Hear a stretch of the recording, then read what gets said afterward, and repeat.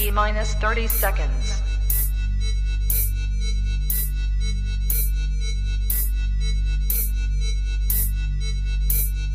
T minus 20 seconds.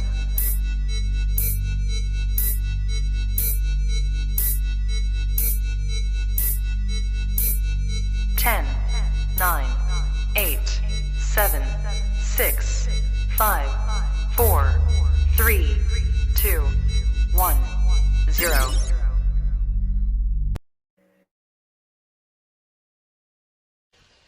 I don't have to tell you things are bad. Everybody knows things are bad. It's a depression. Everybody's out of work or scared of losing their job. The dollar buys a nickel's worth. Banks are going bust. Shopkeepers keep a gun under the counter. Punks are running wild in the street, and there's nobody anywhere who seems to know what to do, and there's no end to it. We know the air is unfit to breathe, and our food is unfit to eat. We sit watching our TVs while some local newscaster tells us that today we had 15 homicides and 63 violent crimes, as if that's the way it's supposed to be. We know things are bad, worse than bad. They're crazy. It's like everything everywhere is going crazy, so we don't go out anymore. We sit in the house, and slowly the world we're living in is getting smaller, and all we say is, please, at least leave us alone in our living rooms. Let me have my toaster and my TV and my steel-belted radios, and I won't say anything. Just leave us alone. Well, I'm not going to leave you alone. I want you to get mad. I don't want you to protest. I don't want you to riot. I don't want you to write to your congressman because I wouldn't know what to tell you to write. I don't know what to do about the depression and the inflation and the Russians and the crime in the street. All I know is that first, you've got to get mad. You've got to say, I'm a human being. My life has value.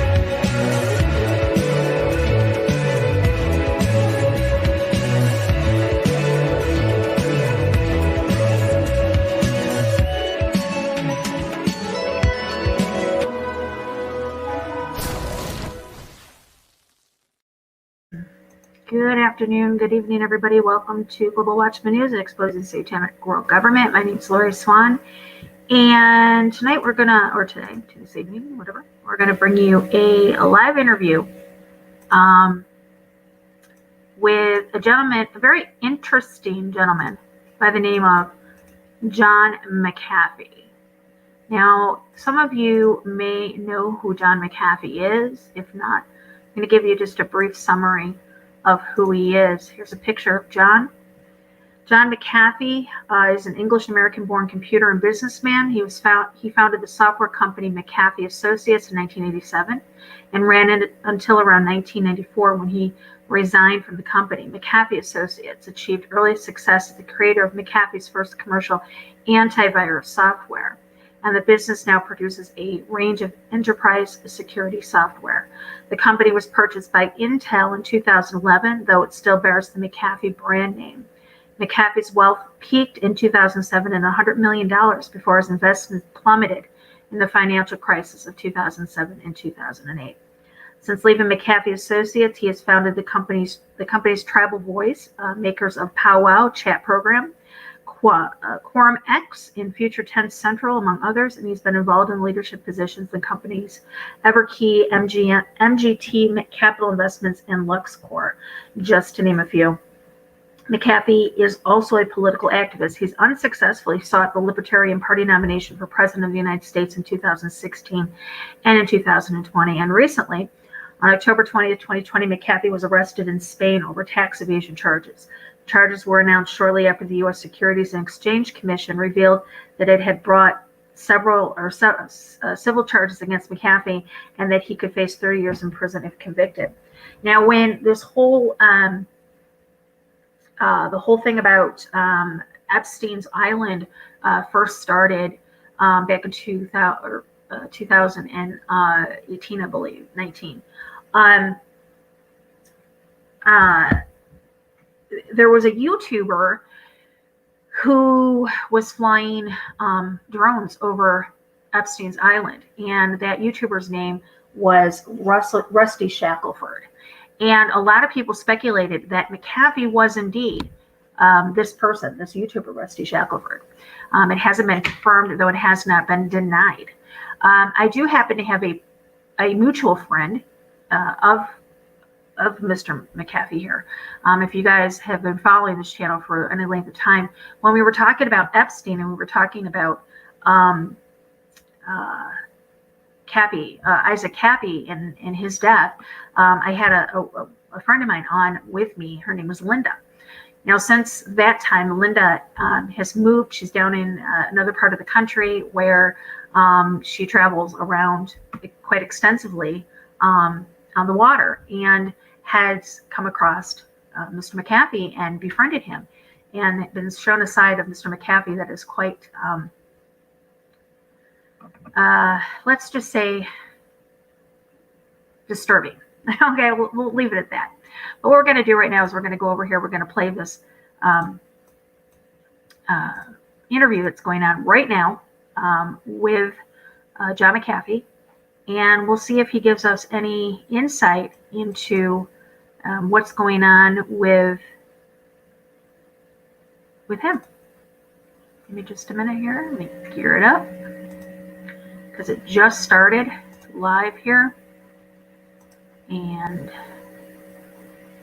all right, so what I'm going to do is I'm going to put it on the screen. I'm going to mute out, and we'll play it.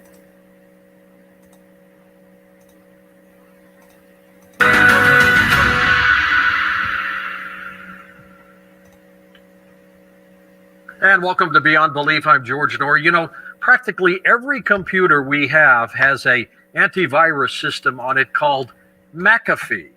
Well, the McAfee is sitting right next to me, John McAfee. John, welcome to the program. How are you? Thank you, George. I'm very glad to be here, sir. Good to see you indeed. What an incredible career you have had.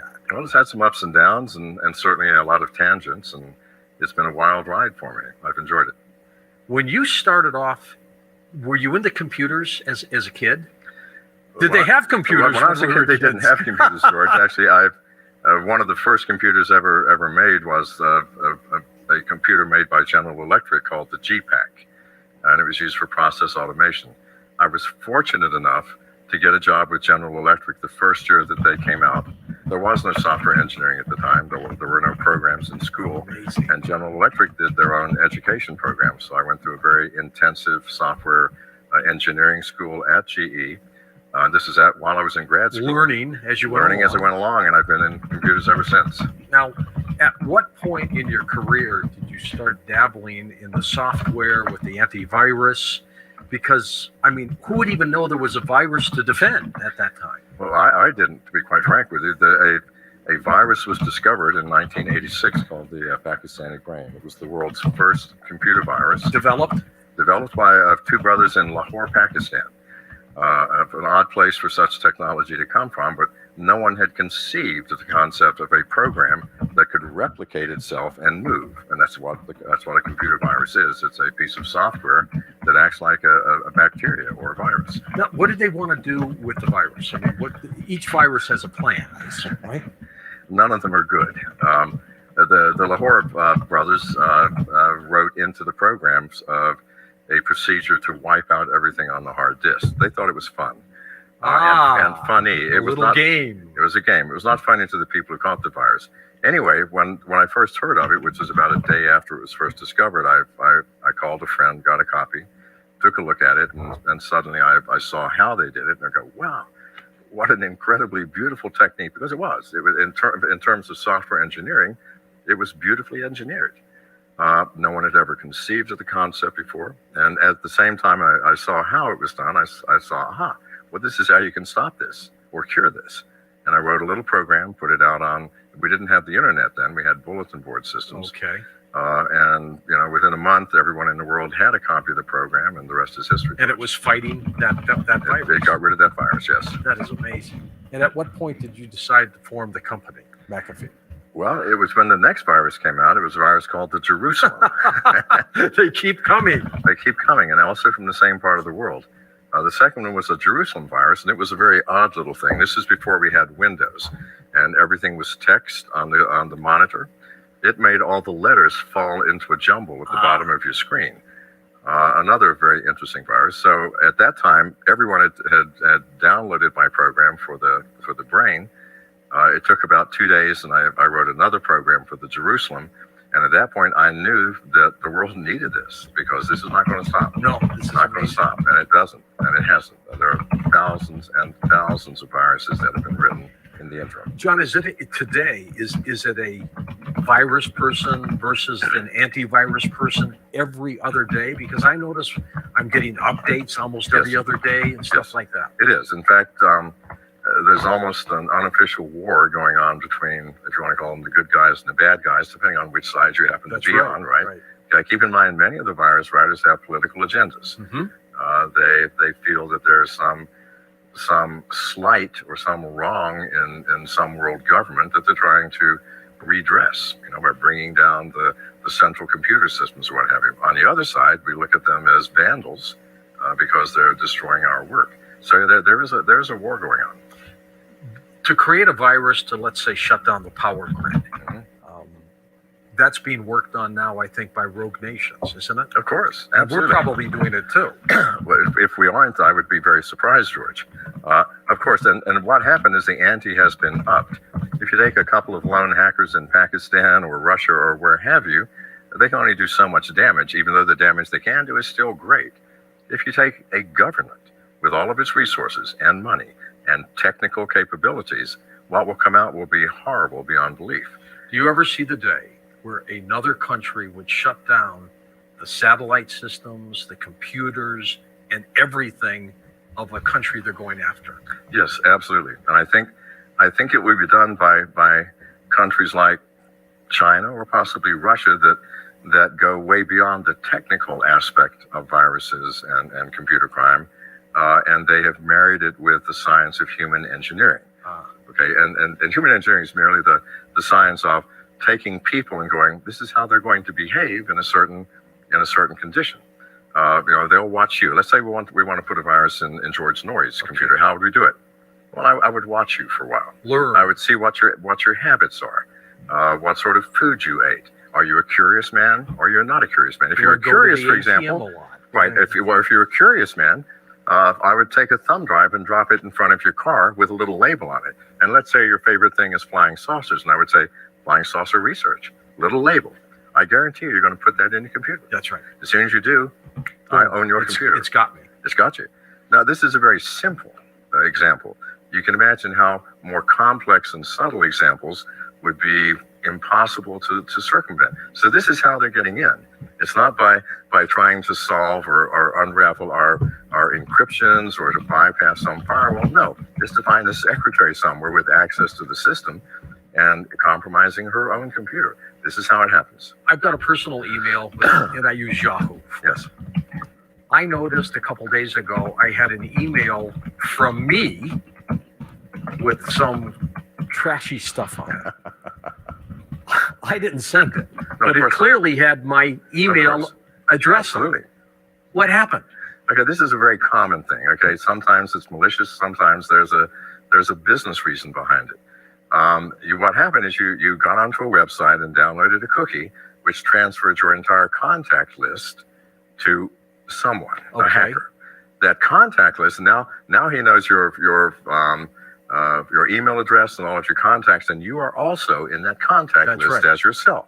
Then everybody's going to get an email. Now, maybe it'll be an email saying something like, gosh, I tried this new diet and I lost 30 pounds. And they think it's from me. And they think it's from you. And we trust you. So we go, well, gosh, I'm going to go out and buy it now. And there's a link at the bottom of the page to order it for $99.95.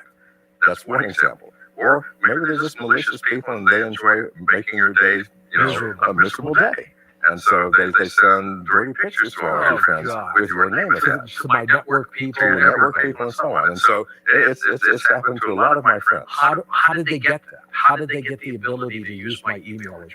Because here's the issue, George. You run applications and you access websites that store on your computer programs. This is the way the world's working now, and it's very dangerous. These programs have the ability to contact the owner or the person who wrote the program. Okay. So it goes into your drive because it's running on your computer. It can access whatever it wants, gets your contact list, and sends it home. Now, outside of dumping my Yahoo address, how do I fight that personally? Do I change my password? Well, What happens? what you have to do is be more cautious. Let me give you an example. I need John McAfee over on my computer. Right. Well, you don't need my software, but you maybe need just some little advice. For example, you have a smartphone? Yes. An iPhone or an Android? Yeah, Android. An Android. Okay. Now, I recommend that you go and download the Bank of America banking application. Whether or not you have an account doesn't really matter. Okay. And you install it. It's an app that runs on your smartphone. Right. And instead of just saying, I agree to all the terms and conditions, which we all do, read them. Specifically the one referencing. I've never read any of them. Let me tell you why you need to, George. Look at the one that says camera. Okay. Okay. And it will say, by agreeing to these terms, you give the Bank of America application the right to access your camera and microphone at any time without us having to notify you that we're doing it now. While that phone's on. While that phone is on, at any point, they can turn on the camera and look at you or whatever your camera is pointing at. If you have a front and back, they can choose which one to go to. Unbelievable. Why do they do that? It's very obvious. Think about it. I have a Bank of America account, and I do banking applications on my smartphone. I'm having rough times. I empty my account and then call the bank and say, I didn't do it. Right. The bank goes, well, it sure looks like you. We have a picture of you actually doing it, and we've got the sound. We got you. Yeah. We've got you. So you can see why. However, it spooks me out, George, because if the Bank of America can do it, anybody can. And you will find that over half of the applications that you are running, you have given them the right to either turn on the microphone whenever they want, or the camera, or both. Why? Think about why. I mean, if I'm a Russian spy, look at the NSA. Look what they're doing. Look what the NSA is doing. Absolutely, but it doesn't even need to be the NSA. We're giving the world the right to spy on us by our blind acceptance of terms and conditions, which we don't bother to read. Nobody reads it. Nobody reads it. You need to start, and the world needs to start, because otherwise we're going to have some serious problems. Unbelievable. So try it out. This will be proof in the pudding. Get the application on the Android. Click on terms, because you can read them if you want. And it'll tell you right back, yes, you're giving us the right, and we don't have to tell you when we're doing it. Are we too technologically advanced these days, John? Yes, because we're more technologically advanced than our custom and conditioning allows. The world is going to change radically over the next few years, and not to our benefit. Somebody who's very smart, very powerful, is going to take all of these capabilities, and suddenly we're going to be puppets on a string. Let's talk a little bit about your company, about some of the bizarre things that have happened to you in your life. Yes. So you have McAfee software, antivirus. The company grows. What happens? You sell out, or somebody buys you that way? What happens? What happened is, I think if you look at the early days of McAfee, we were the fastest growing company in the world ever recorded. Why? I didn't have a sales force. Privately held at that time, right? It was privately held for 2 years, and I took it public and then ran it for 2 more years. Okay. But even privately and publicly, it was the fastest growing company. Our profit margins pre-tax were 96%. Unheard of. Huge. Why? We didn't have a sales force. We didn't have a marketing force. All we had were people who took orders on the phone and the staff that wrote the software. It was a completely new approach to business. We didn't put out discs or paper or anything. The software was downloaded from our system, and you we made gave money. it away for free. Yeah. If you wanted to keep it, if you wanted updates, you told us, and you signed up for updates, which we charged you by the month for. That's how you made the money. That's how we made the money. And the first year there were 4 employees, and we had $11 million in revenue.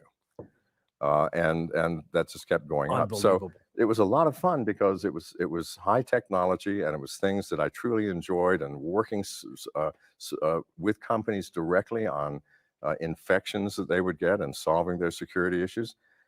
After 4 years, we had thousands of employees.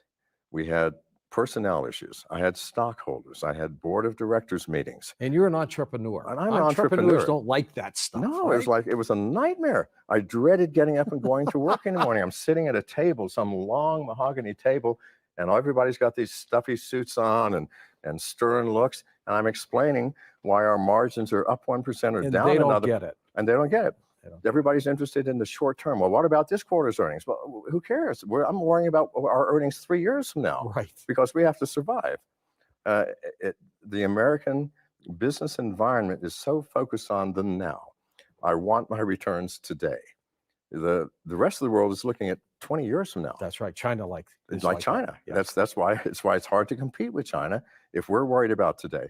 So after a couple of years after going public, I go, I'm not enjoying this anymore. I'm not. I want out. I want out, and they didn't want me out. And so Well, you were the company. I hired a guy named Bill Larson, who was the senior vice president at IBM. Very, very gung-ho, go-getter, brilliant guy. Bought him in, made him the COO, stayed with him for 6 months. The board loved him. Everybody loved him. And then I said, goodbye. I'm out of here. I'm out of Did here. you sell your stock and get out, or I did, because if I kept my stock, then I'd end up still coming to board you'd meetings. be part I'd of be, the company I said, store? I want to cut the strings. Okay. And I went off and immediately formed another company called Tribal Voice, where we did the first instant messaging system. You have the Midas touch when it comes to this. Apparently. Touch me, would you? There we go. So you get bought out. You sell your stock. Yes. And McAfee subsequently gets purchased by Intel. What happened there? They were purchased by Intel for $8 billion, I think. How much? $8 billion. $8 billion from a little tiny company. A little tiny company to $8 billion. Well, again, it's a fast-growing field, and software security and information security is really the crux of everything. Without the security, we lose everything. I mean, think about it. If there were no software protections, firewalls, antivirus software, you couldn't run your computer for more than 5 minutes before it crashed. Jeez. So it's an extremely important part of this entire information process. But in any case, I started Tribal Voice, which was an instant messaging company. And then the same thing happened, only much quicker. Okay, so I sold out after 18 months for, I think, 17 million, and went off and formed another company. And so I'm afraid that's the only thing I'm good for, is starting selling, and getting out. And selling and just getting out. What do you think of the Facebook boys? Well, I think Facebook is and those spectacular. I mean, as a social tool, I personally don't spend much time on Facebook. I prefer to do FaceTime with real people. I think this is one of the problems in the world today, by the way. Our technology has isolated us from human communion. So true. We go into places and people are just looking at their smartphones, and they're texting. And I saw a couple of 4 people go to dinner. Right. Not one of them, John, looked at each other. That's right. They're just on their phones. And they're texting. They could be texting each other for all I know. Yeah. I mean, they don't know how to talk with each other. Or they use it for, I don't know, it could be the man texting the other man's wife, I will meet you after. You don't have a clue. But it's not comfortable. It's not a comfortable image in my mind of the direction that humanity is taking, given what we're doing with that technology. Now, we could use technology totally differently, if we had more wisdom and more courage. But I fear that if it continues in this way, we're going to have remote sex, remote everything. Remote everything. And we're going to think we live in an absolute heaven of reality, but it will collapse around us at some point. Reality will intrude no matter what we do. Are some of these .com companies fad companies like Twitter? And, we saw what Facebook did to MySpace. Right. Will there always be a new evolution? I mean, now Of it's, course. Snapchat and Of course. Instagram. They There keep will always be coming. an evolution because there is no end to technological growth. There is no end to human imagination. Right. And the imagination, the image of Twitter, for example, which occurred to the founders, wow, what a great concept. Believe me, there will be a greater concept and a greater concept. How do they monetize that? Pardon? How do they monetize There's that? the question. Twitter went public 2 days ago, 3 days A ago. couple days ago, yeah. It came out at a price of $26 and opened instantly at $45. With minimal earnings, right? No earnings, to my knowledge. No earnings. I don't think they're making any money.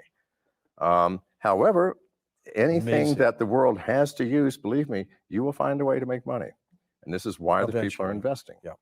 So that was astonishing. So in 30 seconds, people got 90% on their investment. Just crazy. Isn't it? Just crazy. So John McAfee then sells out. You've got your funds. You go to Belize. Mhm. Why'd you go there? A couple of reasons. It's the most beautiful country in the world physically, or geographically. Yeah. That's the world's second longest barrier reef. Beautiful, crystal clear, emerald waters on the inside of the reef.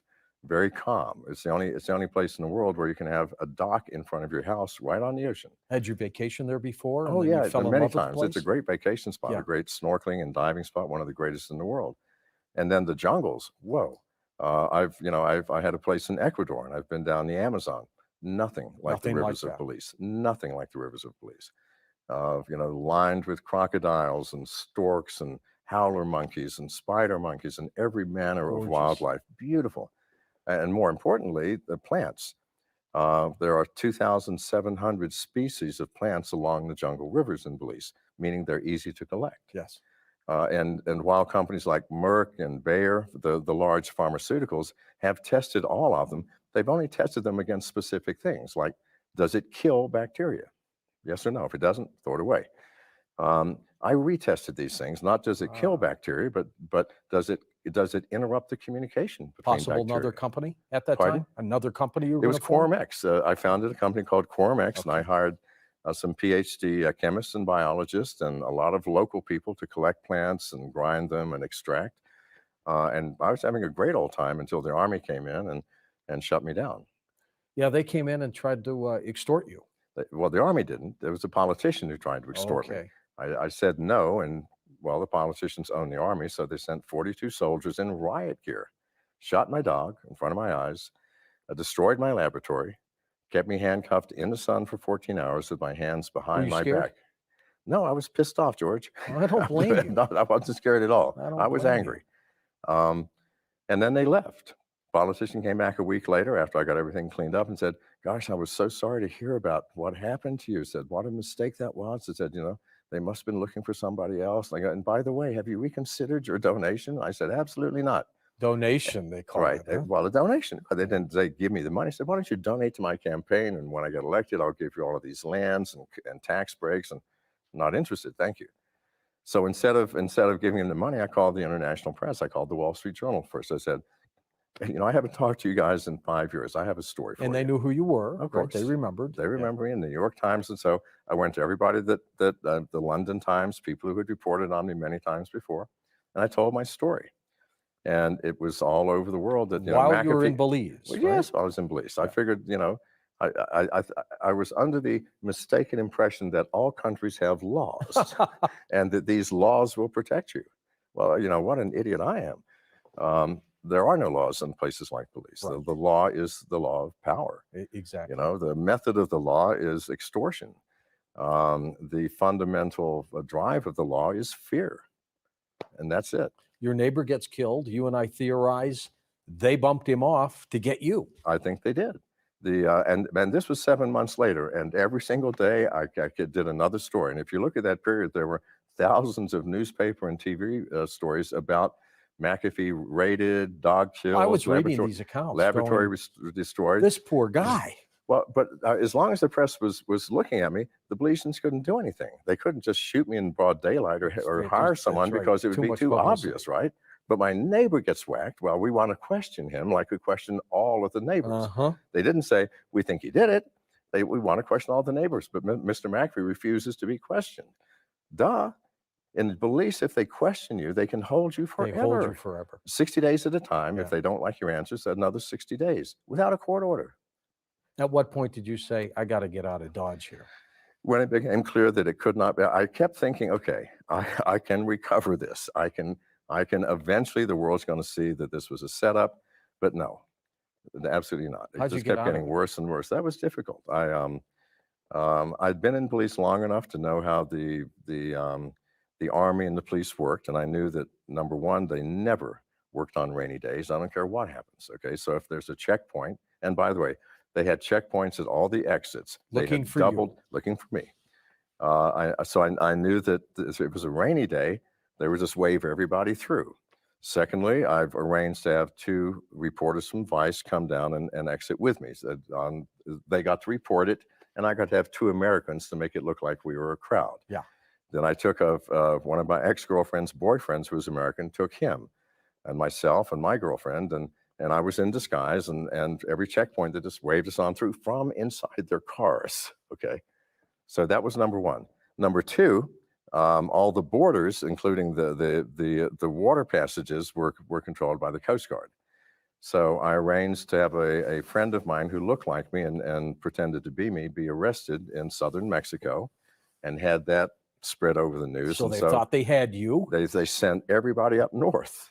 And so I escaped over the southern border, and everything was empty. No one was there. And here you are. You feel secure here now? No, of course I don't feel secure here. You don't? The police has a long arm, and I continue to talk about them. If you'll look at my blog, there's something every other day that I post that's true. I mean, for example, there is okay,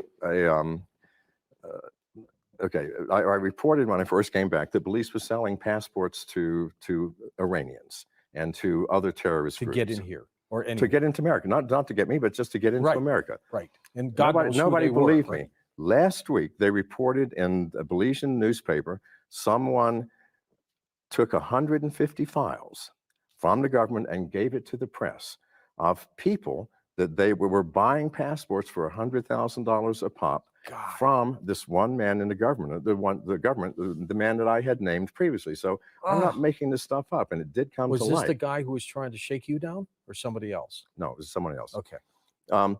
But it's shocking, and what's more shocking, George, is the news never gets here to America. No. For example, one of our most prominent American citizens, he owns, for example, the largest Kentucky Fried Chicken franchise in America. He owns oil leases in Belize and Pakistan. He owns a food processing company. He owns the largest shrimp farm in Central America. Very well-connected man. He's a commercial pilot, extremely rich. He was one of the people in this package. There has his passport photo and all the documentation and how much money he paid. Now you have to ask yourself, why is an American citizen? Why does he need it? He is also of Muslim descent, by the way, and he owns banks here in America that are affiliated with Muslim terrorists, and the America's just not going to let him fly around at will. But with a Belizean passport, he goes to Belize, he flies anywhere he wants. This is a huge story. Well, it's out there for any. You could Google it yourself. The problem is it doesn't get reported here in States. And these people who bought the passports, God knows what they need them for. Well, I know what they need them for. Nice way to enter the country, right? Nice way to enter the country, because what happens with the Belizean passport, you can travel throughout all of Central America and all the CARICOM countries. That is all of the Caribbean, Caribbean Union. In Mexico, you just walk across like anybody else. I would hope Homeland Security has read this story and they're jumping. If they have, they're not doing anything about it. This man's still free and flying around. Unbelievable. So, in any case, it's been an interesting. What a ride, John. It has been a ride, sir. What a ride. What are you doing next? What's up? Well, there are a couple of things. Number one, I formed a company to create privacy for its citizenry electronically. It's sort of a secondary internet. It's not to replace the internet, but to give you a switch. I mean, for example, if you're Googling, where to eat or general information, you don't care if anybody's watching you. Right. Usually, You don't if think you're so. sending it, well, if you're sending a private message to your wife, your girlfriend, your son, if you have a private communication, it doesn't have to be a juicy communication, but just something that really doesn't need to be shared. Then you switch to the Then you private switch network. over to that. That's smart. So hopefully it will be available in about a year. And if the NSA lets me build it, then I think it will be a boon for the American citizen. Could they put the kibosh on it? Well, of course, it's the government. They can do what they want. They can audit me a million times. They Yeah. can, they can pass a law saying this is illegal, whatever. Are you back to stay? I think so. I think so. I think I would be better off trying to fix the small ills within this country than to flee from them into things which, it's out of the frying pan Sure. into the fire, maybe. Well, and you got your taste on the outside. Yes. You see what it's like. Yes. I have seen what it's like, You know, firsthand. I've got my issues with government, but there's never been a country like this. No, there hasn't, and I will say for anybody to hear that we live in the greatest country on this planet. People It want is to not perfect. They want to track you. They want to read your blogs. Where do they go? How do we do To this? whoismcafee.com. Okay. Simple as that. That's it. John, as you look at the future of technology, where are we going to be 5 years from now? I mean, people are saying that your desktop computer will be passé. Of course. You think so? Oh, absolutely. I mean, already I am annoyed that they are purposely not putting functions in our smartphones like That they could. like Yeah. file transfers and things, so that we still have to buy laptops Smart and move. desktops, You're right? right. So really, it boils down to two things and two things only: the size of the screen and your method of inputting, the keypad. That's right. But keypad's becoming passé. You've got an Android phone, a current It's a copy, a current touch one. screen. you know. Okay, so now, have you used the voice function? Yes. It's spectacular. I send texts via voice. It's spectacular. If I want to do Google, it's Yes. voice. Within 5 years, it will be 100% accurate.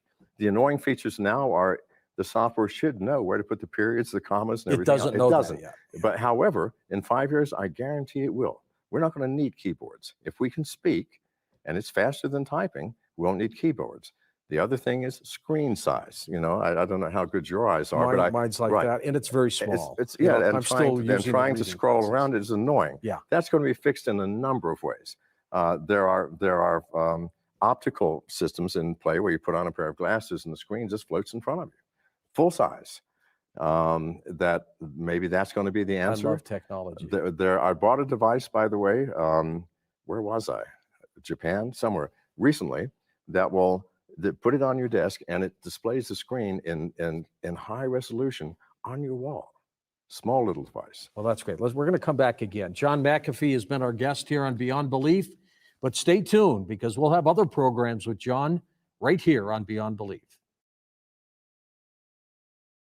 Okay, I don't know when this interview was, but I know that he was arrested recently in Spain. He's being held on charges of tax evasion, waiting to be brought back to the United States. But he still does Twitter.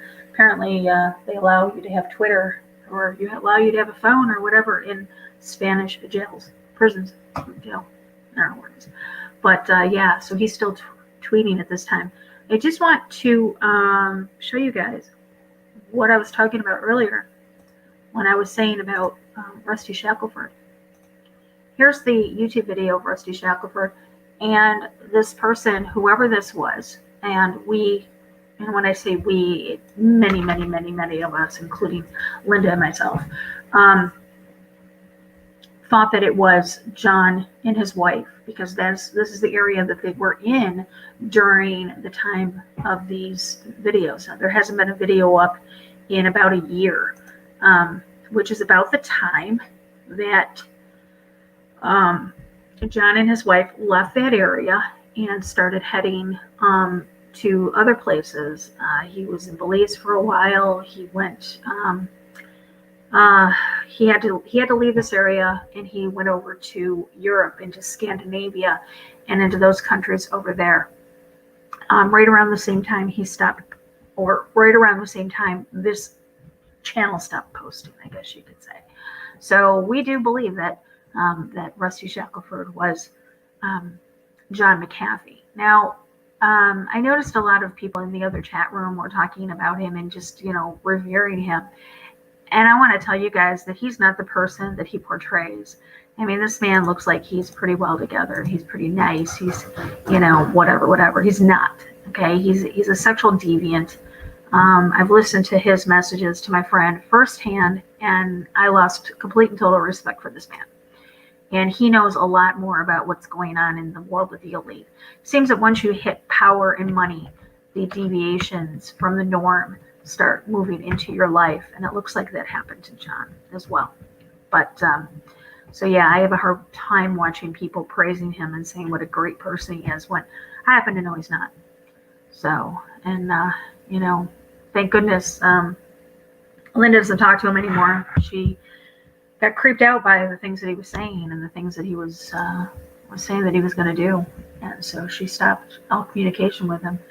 And she kept the sound bites, she kept the messages, and they're in a couple of different places. She said, I want these in a couple of different places just in case anything happens to me. So he's not the nice person that that he likes to portray himself to be, as with a lot of people. They've got this public persona and then they got the personal persona, and it doesn't always jive with one another. This is the case. So it'll be interesting to see what happens with John. He is going for a tax evasion, but he knows a lot. And I think this tax evasion is a smokescreen. I think he's being held because he knows other things that are going on. He knows things that, they don't want them to know. So, perverted nutcase knows a great deal of, like it with Epstein. Absolutely, Steve. That's what I'm saying. Sorry guys, I'm reading the chat room. Yeah, absolutely. He knows a lot. And, so like I said, it'll be interesting to see what happens with Mr. McAfee, because he's been brought in a number of times. They tried to get him a couple of times. One was with a weapons charge down in the Bahamas, down in U.S. Virgin Islands, I think it was. It was down in the Caribbean somewhere. They brought him in. He didn't declare that he had a weapon and some stuff like that. It's pretty interesting if you guys, take a kind of research this guy, But like I said, I do believe he was Rusty Shackleford. He did leave that area of the Caribbean, Virgin Islands, that Belize, that area. He left at about the same time, about a year ago, the same time this channel stopped posting. But it has a lot of good information on this, a lot of good videos if you're interested in the goings on at Epstein's Island. They even got the FBI raid. There's a video. You'll have to search them. I found it once, but I only found it because I went and looked at all of them. I think they're right in this area right here that I'm showing in these videos, right in this area where there's an aerial shot of a man standing next to a you see these red and green vehicles. They're like little off-road vehicles here. And there was a person standing next to this talking to another person who was going the opposite direction. They were standing outside of their vehicles and did a flyover. Looked exactly like Epstein. And this was after he was supposedly dead. Exactly like him, wearing the same polo shirts. You guys, if you followed when I covered Epstein, I went into what he wears. The man only wears a certain polo shirt, and he has like hundreds of them, and he changes them out like 4 or 5 times a day per his staff that worked there. We learned a lot of things during during that time. Unfortunately, those videos aren't available anymore because they were taken out when our channel was terminated. But you can still find the information. We find the information. We don't go to secret places to find them. If you dig hard enough, you can find them. But it would be in these videos right here that I'm showing. It would have been after his death that we found it. But it's definitely, they're showing him standing next to, like I said, one of these little off-road vehicles. And he looked up at the drone. He looked up at it. So, all right. This is going to stay up, Charity, for as long as I hope. Yeah. Well, let's put it this way. I plan on keeping it up. YouTube may have other things. I don't know. But yes. All right, guys. I'm going to end this for now.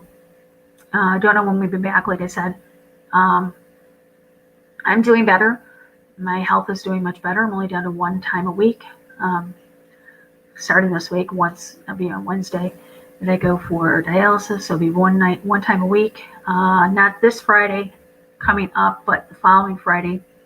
Dave and I will be leaving. No, actually, I take that back. 2 weeks from tomorrow, the Sunday, we'll be leaving for Portland. We have to drive because Dave is still having procedures done to his eye. 2 weeks ago, he had more gas put in his retina, and now this coming Tuesday, has to go for another. They're going to do a laser procedure, so he can't fly. Not only that, he's claustrophobic. But we're going to drive out to Portland.